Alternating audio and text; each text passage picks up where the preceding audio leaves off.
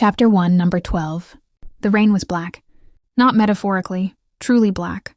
Falling from the sky of New Salene, mixed with factory smoke, and the dying glow of neon lights that flickered, like a failing heartbeat. The alleys were narrow and wet, as if the city itself was trying to hide from something it knew was coming. He had stood in front of the abandoned Yellow police tape hotel. wrapped around the entrance like a belated warning. The door was half open, a mouth that already knew it would speak.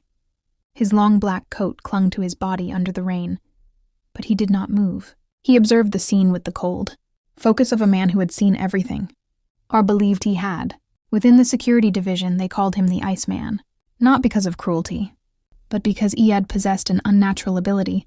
He could sever emotion from reality with surgical precision. Fear, shock, guilt. He archived them somewhere deep and inaccessible. He entered the lobby. The beam of his flashlight sliced through the darkness, revealing dust, decay, and the skeletal remains of furniture long forgotten. "Sir, you should prepare yourself," said a young officer, his voice trembling as he pointed down the corridor toward room 404. Iyad ignored him and pushed the door open. The body lay face down in the center of the room, submerged in a pool of blood that had not yet dried. The air was heavy, metallic. Iyad approached with steady steps, knelt beside the corpse, and turned it over. Time stopped.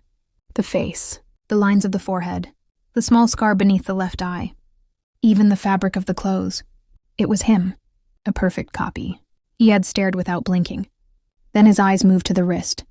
There was a tattoo, a narcissus flower, delicate and precise beside the number 12. Instinctively, Iyad touched his own wrist. No tattoo, yet a sharp pain pierced his chest, as if something dormant inside him had begun to beat for the first time in years. His phone vibrated. Slowly, he pulled it from his pocket. The caller ID froze his fingers in place. "Me?" He answered without speaking.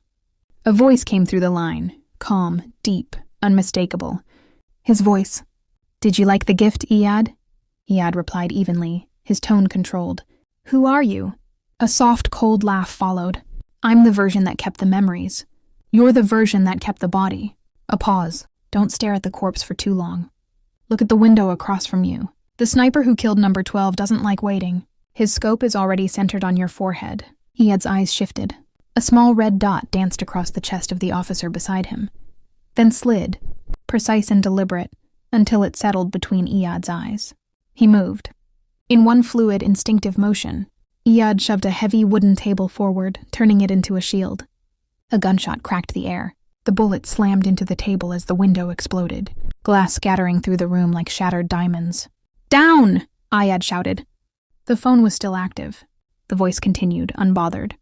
"Running won't save you. Project Narcissus has begun, and you are only the beginning." The phone detonated in Iyad's hand.